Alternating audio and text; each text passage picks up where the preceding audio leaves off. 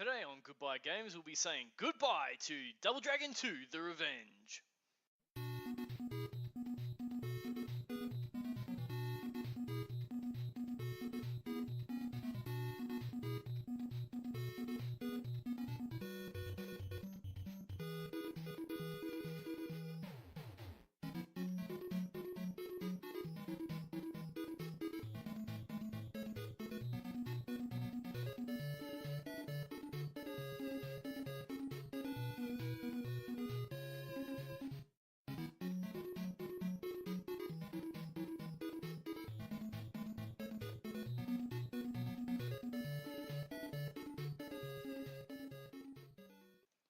Okay, first up is the select screen.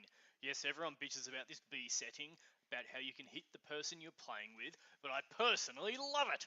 And so did some old friends of mine who I play with over a decade ago and who I miss dearly. The B setting requires communication, coordination. Yes, it's sometimes beneficial to talk to the person with whom you are playing with. Strange, but I highly recommend it. Oh, and if you want to play the entire game, you have to select Supreme Master or else it cuts the game short. Okay, let's get started. Level 1.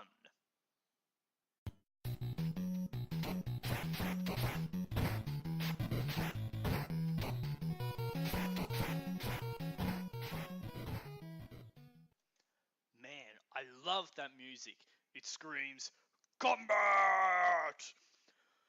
Look, it's the start of a journey to do the thing. Save the girl in this game, I think. But it was never about that for me. It was about kicking the boss's ass and seeing the end movie. In those days, the only way to see what happened was to experience it. There was no YouTube. There was magazines. There was, 5-minute ad commercials. It was terrible. But you'd be walking up to school the next day, talking to your friends, going, man, I got it. I beat it. And I know what happens after the boss. But really, when I look at it honestly, I played it for myself. It's a goal. Beat the bad guy and jump through the challenges. And that's what I've always craved.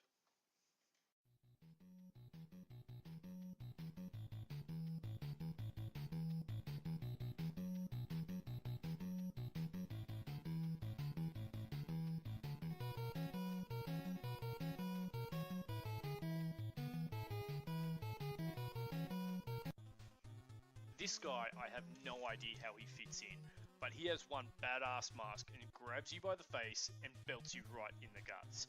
There is no other enemy in this game that shows such gruesome disregard for your body.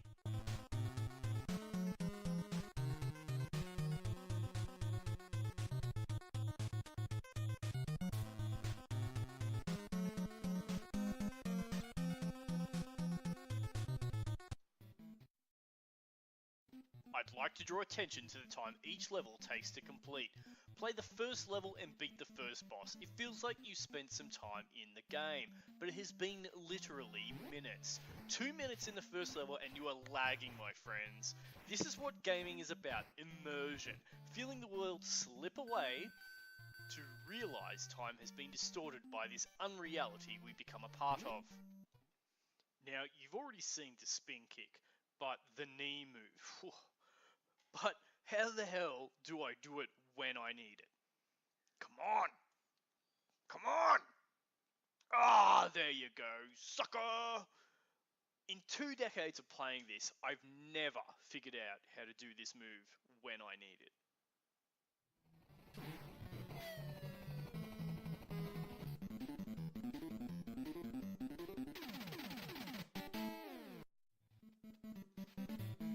But coming back to something more basic, let's look at false platforms. Damn it. Damn it! Yes, it's one of those games. Land right on the platform or else suffer, and get used to this lovely game over screen.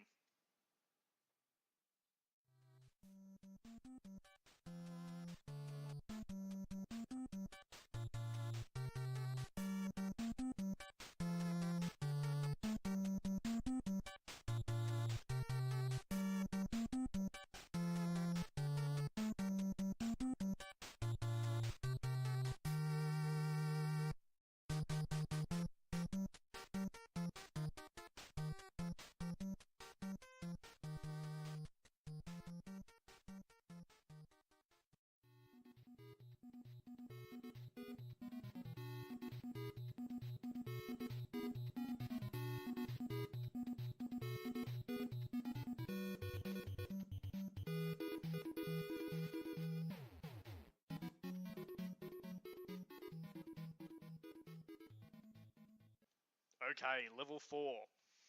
Alright, we gotta watch these guys. They're gonna throw something at me. Duck and weave. Duck and weave. Watch the water.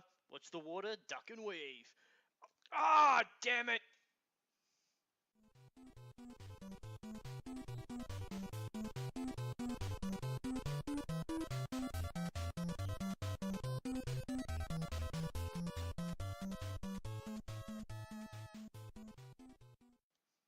Now, after 20 years of playing this, I have finally realized that you just have to push into the enemies.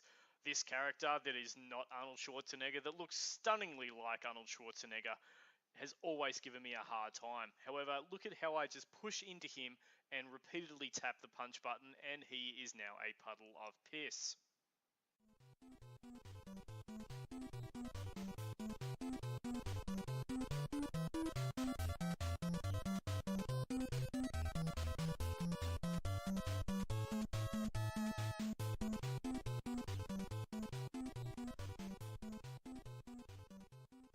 Level 5.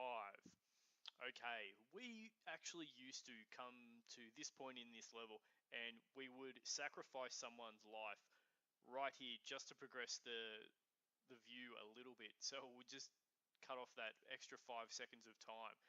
We were that in tune with it. It would feel like it would take us too long to actually climb down that ladder.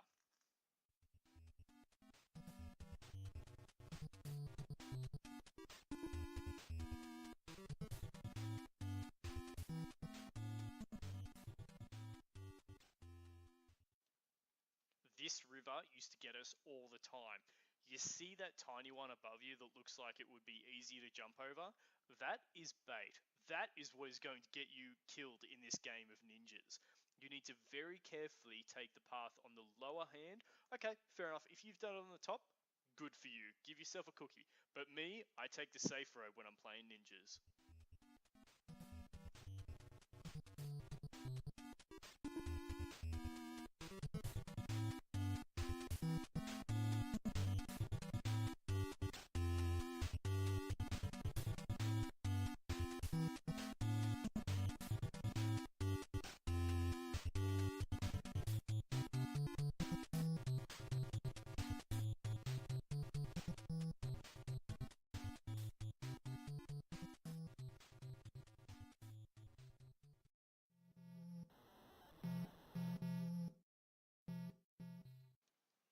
Okay, level 6. Now the game actually starts. Well, that's how we used to feel anyway. We would always talk crap when these eyes come up. No, screw you! We're coming to get you! We're gonna kick your ass! We used to talk smack and we thought we were cool.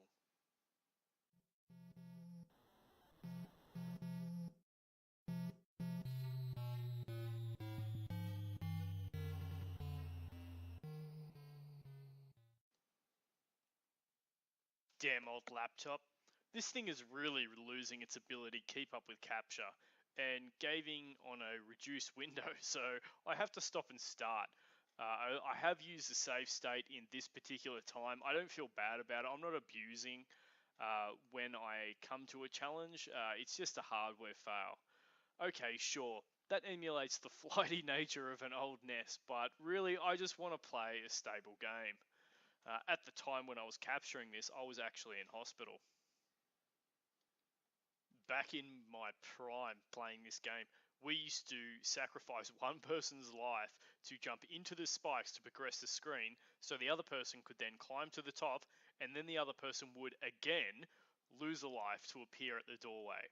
We only ever needed one life to get through the game.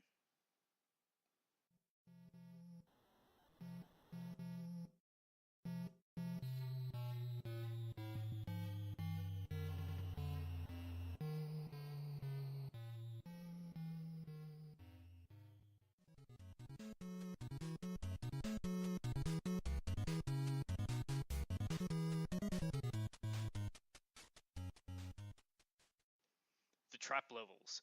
Now, these were neat breaks from the punch-on. It was a good time, the spikes, mastering control in this bastardized environment. You really had to play the game the way it wanted you to play. Half a foot off the edge, land 1/4 on the platform, not just a pixel. Man, these cogs, the cogs! This is what I've spent the most time on. This would stop me from playing. It would halt the all progress of the game, where we would spend more time on playing this one particular scene than the previous levels put together. We had good days, we had bad days, but if it was going to stop, it was going to stop right here.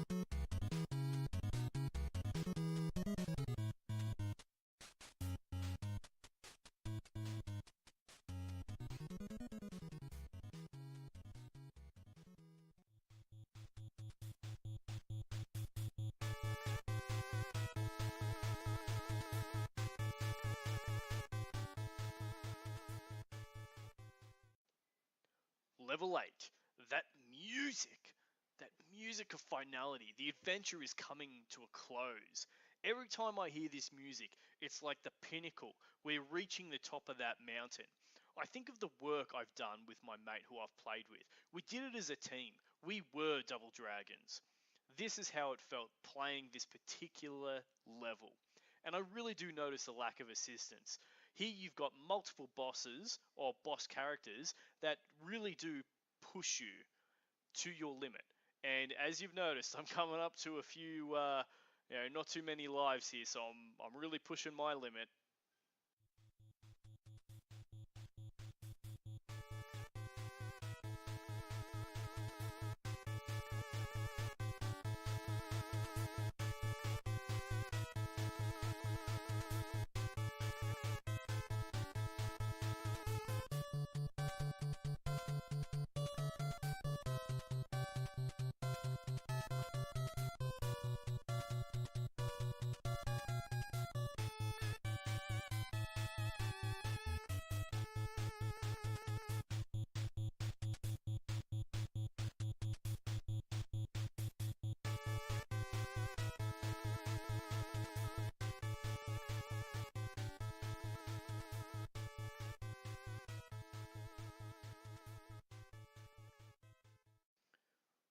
Come on, so close. No more lives left. I've got to beat this guy. Get my health back, take on the boss. Got it!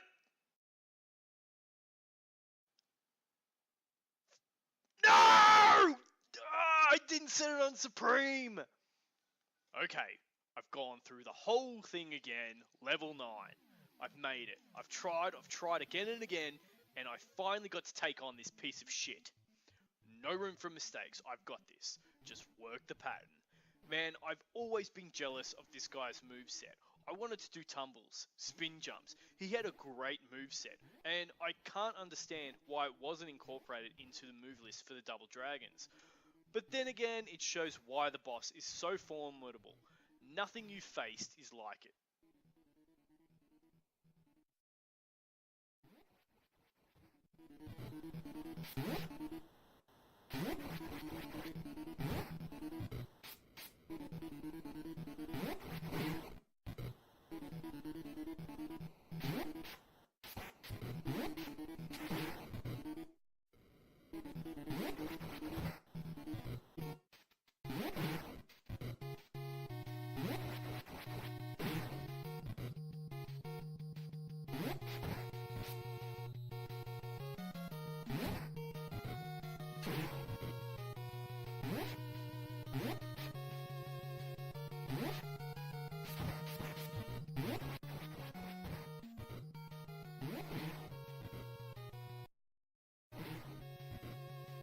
okay. No more lives left. Just keep it. Feel that music. Come on. Come on. Come on. Booyah!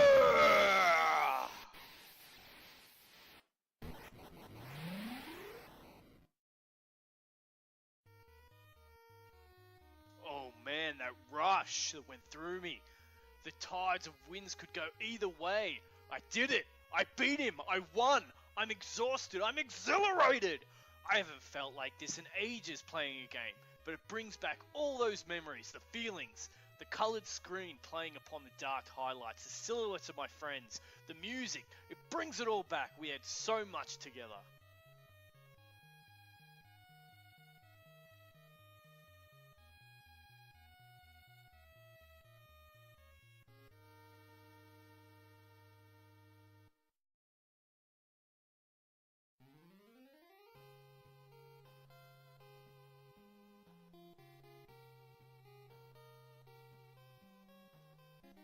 Now, people bitch about graphics, or its graphics are boxy, blah blah. It's always been about the gameplay, the thrill of losing, of fighting and getting better and better with the constant peril looming overhead. I play games these days with save features every frame. There is no fear. I'm not afraid to move. That feeling of utter terror of having to go through the entire game all because of one mistake, I only get it with these old games. If you want to play these games and you use the save states, you still won't get that feeling. Play them how they're meant to be played, with friends. It's an adventure, and one worth experiencing. Great job for Double Dragon 2 The Revenge, produced by Acclaim. And to the people involved in making that, thank you for a great adventure.